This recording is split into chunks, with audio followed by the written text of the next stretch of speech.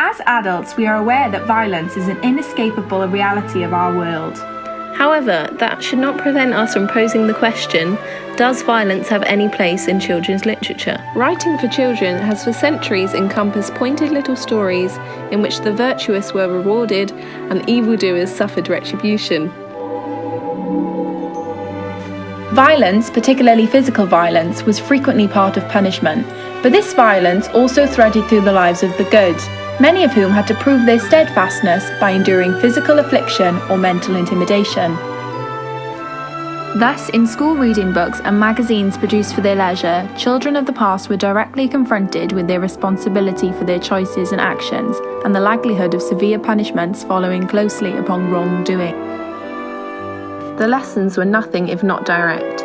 Similar messages were repeated more starkly, if possible, in the traditional literature, where no adult sought to ameliorate the punishments visited upon the figures of evil in fairy stories.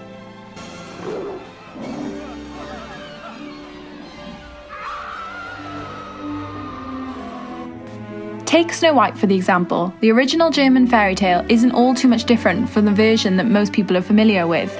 In the fairy tale though, the evil queen stepmother doesn't ask for Snow White's heart in a box, but her liver and lungs to eat for dinner.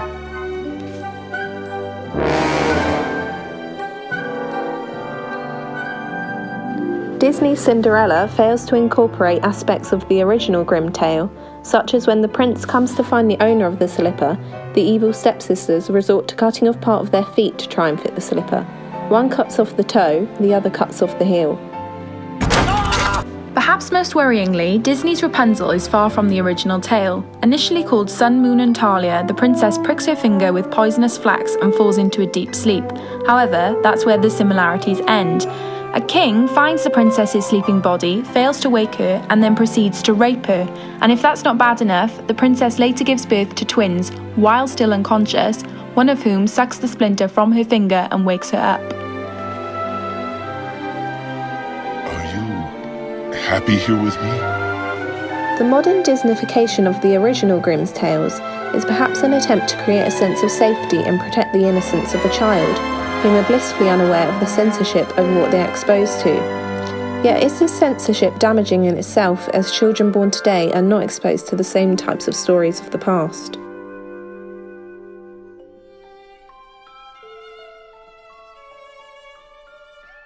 Yet in modern stories there is less struggle and discomfort in reaching the happily ever after, compared to the gruesome and violent origins depicted in the Grimm's fairy tales.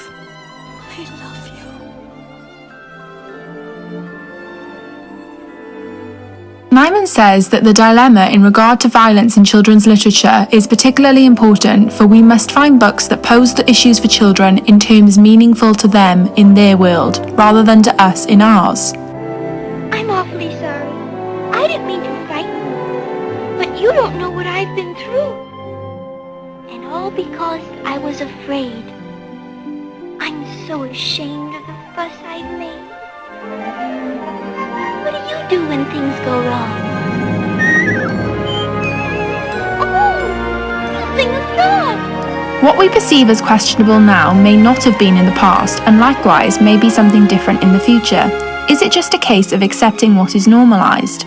Perhaps the change and censorship of literature in modern times is inevitably entangled with the shift in parental attitude. What is deemed appropriate for your child now differs greatly from children of the past, and therefore there is less violence and more happily ever afters.